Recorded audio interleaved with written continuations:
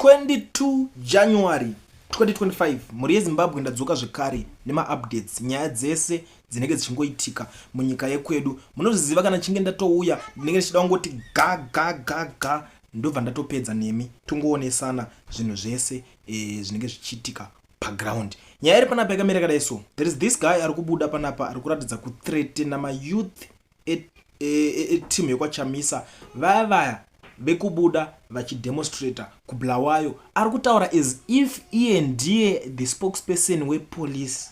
Ari kutaura on behalf of police, kutaura ari kutopa police yacho order kuti vanofanira kusunga vanhu ivavo. I don't know what is going on in Zimbabwe because zvinhu zvakudai soka zvinenge zvakudzoka pakutonetsa futi. Unga unyatsoziva kuti uchitazoziva kuti saka toteerera zvipi kana kutoita zvipi. Ndo nyaya yacho inenge yakutoitika panapa. So iye matauriro ari kuita nyaya iyi ari kuzvoni Nelson Chamisa's National Youth Task Force led by CCC Bulawayo Ward 22 Councillor Bruce Moyo is orchestrating illegal gatherings in private homes to incite riots against the government. The actions clogged as a ZANU-PF to ZANU-PF's resolution to extend President Mnangagwa's term, a calculated attempt to destabilize the nation and form an unrest. The memory of the 2019 riots, which caused devastating losses to Bulawayo's business sector, looms as a stark warning against such reckless behavior. Homeowners hosting these gatherings are unequivocally warned to cease immediately. Facilitating these activities will result in legal consequences as the authorities will not hesitate to act against those enabling anti-government plots. Bruce Moyo's history of incitement is well documented. Arrested in August last year for leading an illegal protest in Kulmani, he was charged with incitement to the public violence. Despite this, he persists in actions that jeopardize public order. He refused to learn from the past consequences is both reckless and foolishness. Law enforcement is actively investigating Bruce and his accomplices, with police analyzing a social media video posted by the group. Participants will first shift legal action, including arrest and prosecution, as authorities take a zero tolerance approach to activities threatening national security. Saka urikonzwa kuti kana munhu akutotaura kuti police yacho iri kutorova investigation as if iye ndiye spokesperson wepolice. This guy is just a ZANU-PF supporter zvatopera. Zvekuzonzi zvigaro zvavanopanana ikoko, we don't care about that. But kuzosvika pa the extent yekuti ivo vanotanga vanotoudzira polisi yacho zvekutoita kuti imimi ningiringi akazodai akadai because isusu mavideos takamaona and Bruce Moyo wacho hatina kumuona pamavideos, but now akungonzi ndiye arimo nevanhu vacho varinzi vari kunzi kudzimba zvaari kutaura zvaari kuningina izvi ma-revelations aari kubuda musoro make. Hanzi vanhu vari kuzopowa dzimba vari kupawa nedzimba vachironga ma-meetings avo, ma-illegal gatherings. Vanhu ivavo vanofanira kumira izvozvo because vanogona kusangana nemutemo. Ko kana dziri hama dzavo mafunction vamwana vanoda kutongoti takangochila nehama dzavo unopedzera wakutonziwo because unosapota political party yakadai so skamba pako pari kusvika vanhu ndoko zvinenge zvakutosvika. This guys ka ndikukutaurirai Zimbabwe yacho vari kutoitora kutoita tuckshop yavo chaikuita prazi kana kuti areas ravo chero. You know, I'm very disappointed kuti tinenge tichiramba tichi in this era. Ndo nyaya dzimwe dzetinenge tichitaura kuti zve2030 zvacho ndo zviri kurambwa izvozvo. Chiri kurambwa nje kunzi iwo matongere kuti mimi munhu vanhu vakada kubuda vachitaura kuti we don't want this, makutoti ngavasungwe ngavadai so. Ndo mamwe ma-reasons ari kutaurwa panapa nevanhu kuti aiwa isu hatingangambe tichingonzi takutorarama nyika yekunzwa isu kuraramiswa that way. Zvinhu zvinotanga zvanga zvitoti better before because people were demonstrating. Hapanga pasina zvese zvekuzonzi illegal gatherings. Illegal what? Chinhu chese chinoda kuita munyika mako changonzi illegal. What for? Ndiri papo ndokubva ndasangana nenyaya yaSengezwe Shabangu panapa. Yeah, this guy is very confused. You know, ukana pesi ndikangokusendera kakepi chibva kutoziva kuti une confusion.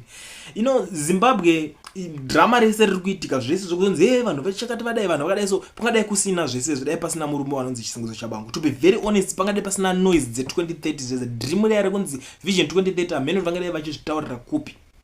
Honestly speaking, pangadai kusina zvese izvozvo. But now look where we are. Kwakati kwazodai nikazodai yezo because of this guy. Now this guy ari kubuda panapa nyaya yake iri kunzi Sengezwe Shabangu, a self-styled former Secretary General of the Citizen Coalition for Change Triple C Party has refiled his Supreme Court appeal against a High Court ruling blocking him from recalling members of the faction. This comes after he withdrew his application yesterday. I think this time he is up to something. Since nyaya yacho mu parliament mune vamwe vanhu vasikuda kuti ndakuprick up. Kana uri MP asingadi una prick up. Ma one ako, that's what I think personally, because stand up prick up 30 something ma MPs vamwe vana kuenda kwanzi kune kamwe ka list kadiki vakabuda chikunzi vakakumbira regero vamwe vakabuda kazvaramba kuti hatina munhu takakumbira regero because hatitambe navo zvinhu zvaingotaurika zvakasiyana siyana. So inini chandikuganya kuti this guy manje ka strategy yakuda kurova iko zvinhu zvakapenga kuti adongoda chingodzoka chingonzi anongobvumidzwa chingorevesa judgment yeko high court obva arikola vazhinji and they know kuti even pakanzi paitwa by election yacho inobva yadzoka yongobenefita ZANU-PF ndinodzoka ingobenefitwa by election yacho inenge yaitwa ipapo. Saka panenge pachita sei? Panenge pachipisa. By election ikangonzi yangodzoka by benefita ningirikini vanobva vatonyatsotoita zve 2030 yavo vakasununguka. Because this guy is contributing a lot panyaya iyoyi, but it's just that maZimbabweans amuzvione. Even pakatoita zvinhu zvezve, I don't know why vanhu munenge pakangochila makamusiya akadaro. Ndo dzimwe dzenyaya dzinofanira kugadziriswa. Look at our neighboring countries. Kwakaitika maproblems akaita seiwa vanhu vanobuda vachidemonstrate kuti we don't want this nonsense, we don't want this rubbish, so that munhu anobva unoti haiwa zvinhu zvaari kuita izvi zvaswiriwa nevanhu vazhinji obva amiswa. But in Zimbabwe it's a topic for another day. I mean it's a different story iko zvinezvi. It's a different story. Vanhu vanokuita zvavanoda kuna parliament ikoko and hakuna ari willing kunzi agara nawo pasi kana kuti akavamisa. Pakaipa ndo nyaya yacho dziri kuitika hama dzadiwa. Handisi kuziva kuti imimi makatarisawo nyaya idzi muri kudzionawo sei, because inini ndingoripo pakuti timboonesana nemi nyaya idzodzi dzinenge dzichiitika. Munokwanisa kundiudza mafungiro enyu zvamuri kufunga in the comment section, but zvandichaita ndichakusiya muchiteerera something kune vanenge vachida kuteerera maaudios. Munokwanisa kungoteerera ndichasiya rakaplay, kana muchinge muchida kusenda enyu munokwanisa kungosenda ipapo. Tinoreva pawarning yanga ichipiwa vakuru vemapurisa ava. Aiwa warning yakanaka chokwadi, nekuti mapurisa edu ekuZimbabwe basa havagoni. Vanoita kunge vakangotorwa murodhi pasina kana training. Havana chavanoda kuti chiitwe chakanaka nevanhu veruzhinji kunze kwokurwa nevanhu instead yekubatsira vanhu. Iyo nyaya yemaroadblock yatanga iyi yatoo fundraising yevakuru. Hakusi kuti vari kunzi indai munoita basa muchengetedze migwagwa, kwete. Kwakutotanga kutobiwa panyowani. Uzi uyu akabaya yake akaenda, uyu munyowani asati aane chinhu. Akutotsvagwa kuti dai abata vamwe. Saka chatinenge takutarisa isu sevana veZimbabwe, vanhu vachienda kuhondo, asi zvavakarwira izvozvo kuti kuite kanhamba kevanhu vanodya kana kuti kuite misha miviri mitatu inodya. Hakuna kuenderwa kuti nyika ilutiwe, asi kwakaenderwa kuti nyika ivakwe. Sezvo vachiti inovakwa nevene vayo, asi vene vari kuvaka nyika vashoma shoma. Vene vayo chaivo havana chavari kuwana, vari kutambura muzira umu. Tiri kutambudzwa nemapurisa, tiri kutambudzwa neutongi hweudzvanyiriri hweZANU-PF. Tanzwa, hatina kusungunuka tiri munyika, hatina kusungunuka. Ukaita weopposition wese, handizivi kuti inyika rudzii isingadi vanhu vanoipikisa pane zvainenge ichiita zvakashata. Vakuru vedu vari kumusoro kuva nemwoyo wakaipa chaiwo, vane utsinye, kubva kumapurisa kuenda kumasoja, kuenda kumaCIO, kuenda kumagadhijere, tozoenda kumaMP acho. Hakuna munhu ane mwoyo wokuda kuti nyika ibudirire. Hakuna ane pfungwa dzekuti dei Zimbabwe yaenda mberi, kwete. Dei ndaita mari yangu kumba kwangu vana vangu vaguke. Ende kana uchida kuzoona zvandiri kutaura kuti hakusi kunyepa, vatarisei vari kumberiko vana mutsvangu avaya. Vabvunzei kuti vana vavo vanodzidza kupi. Vabvunzei kunodzidza vana vavo. Ndakambozvitaura ndikati vakuru vari kumusoro kungorumwa nenyuchi watoo kuSouth Africa. Asi kuno kuZimbabwe zvipatara hazvina kana chinhu. vanotuta maminitsi vachienda nawo kufamu kupikepo kunoimba slogan isina zvainobatsira munyika. Parliament iriko kuMount Upton uko pakabuda mamiriyoni namamiriyoni kuti dei vakaregedza kuvaka parliament iyoyo vangadei vakatarisa zvipatara zvisina kana mishonga. Zvipatara magumbezi akutonge magumbezi embwa egireyi aya, unenge uchatoenda nemagumbezi ako kuchipatara, hazvisiri zvipatara. Asi vanosumuka kuenda nyika nenyika vachinoonekwa ikoko, vachivhakacha, vachizvita vari kubatana nedzimwe nyika, vachisiya nyika yavo iri madhende, mamvemve, kutoisa skavha mumhuro shuwa kunge wabva kwakasungunuka. Vakasungunuka ndivo chete pachikata kwavo, nyika haina kusungunuka.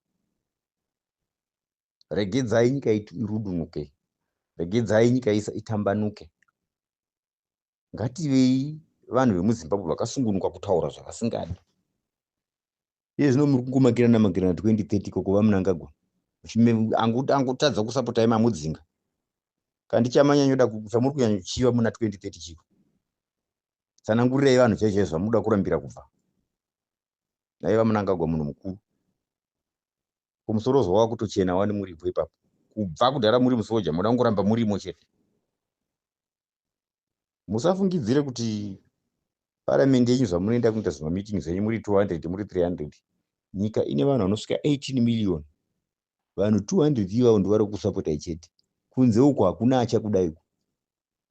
For your own information, vaMnangagwa netimu renyu hakuna achakudai.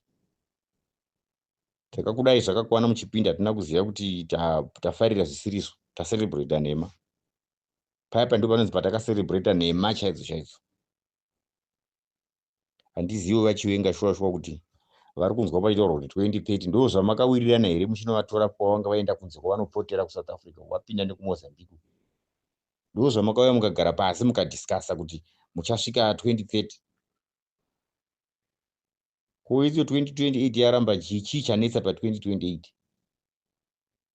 Because mukawedzera kusvika 2030 mawedzera kubiwa kwenyika. Vanhu vemuZimbabwe havasi kuda zvamuri kutaura zviya zvamuri kungomanikidza vanhu kufamba vachitaura maslogani vaMnangagwa.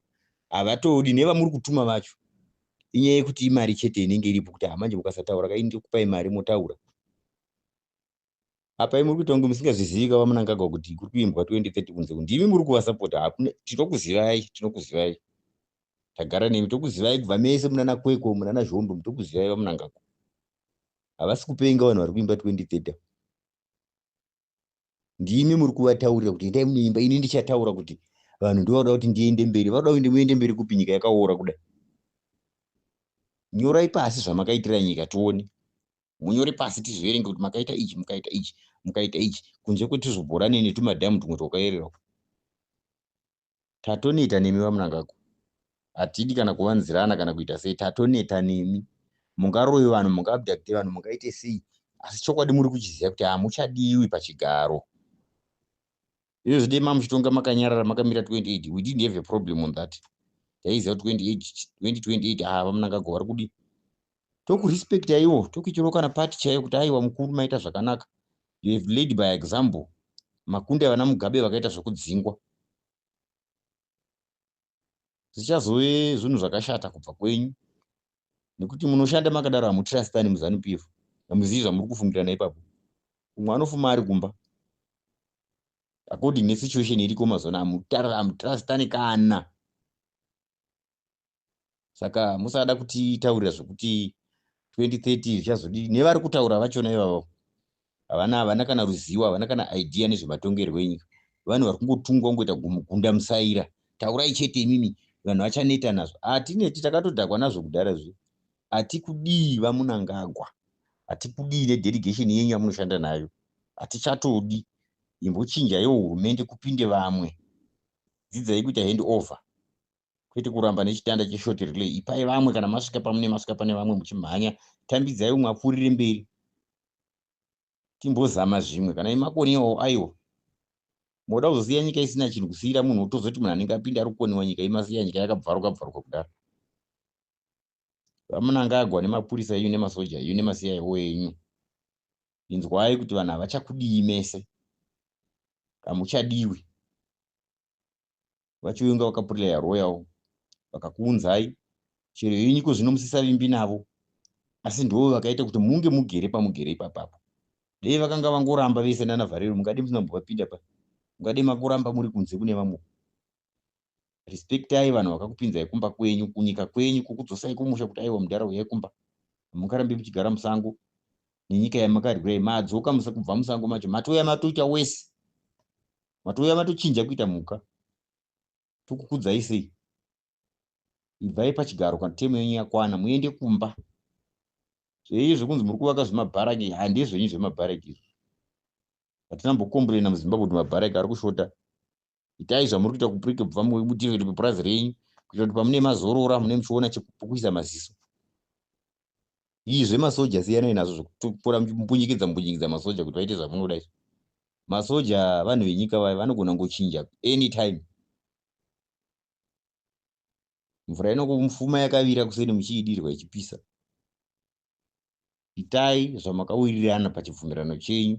Hapana constitution yamunoda kuchinja muZimbabwe. Munoda kuchinja kuti chii? Munoda kuti zvirerekere kwenyu?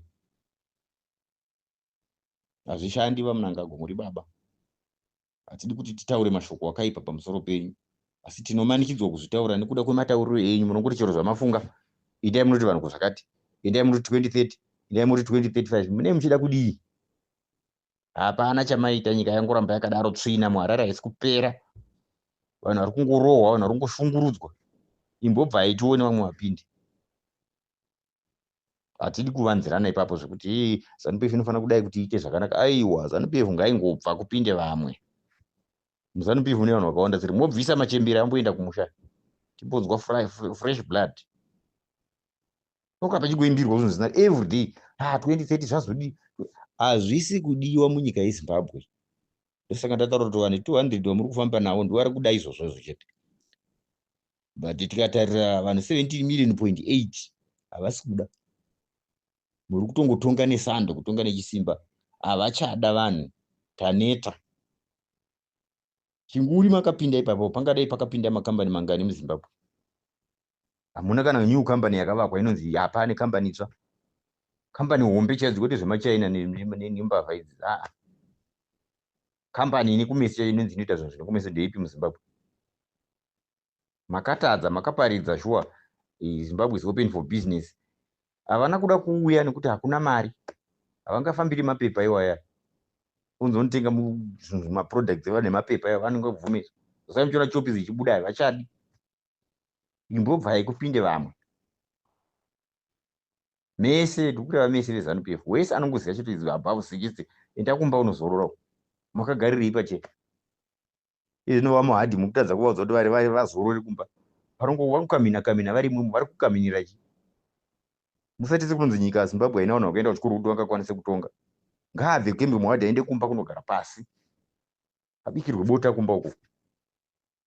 Anoenjoya mari yacho nguva yamunhu ari pamacrash ari kufambiswa nyika dzese achitaura zvisina nebasa rese. Zimbabwe haina kusungunuka, muzvizive. Chokwadi toda kuchitaura nyangwe tikadzvanyirirwa zvedu, asi ingozivai chete kuti vaMnangagwa munyika hamuchadiwi. Hatikutuki, hatikudii, tinongokutaurirai chete. Matongero enyu haasiriwo hatakatarisira. Takatarisira sokuti munhu ane experience yehondo, akafamba nehondo kubva kure, kubva kwese kuna Mozambique.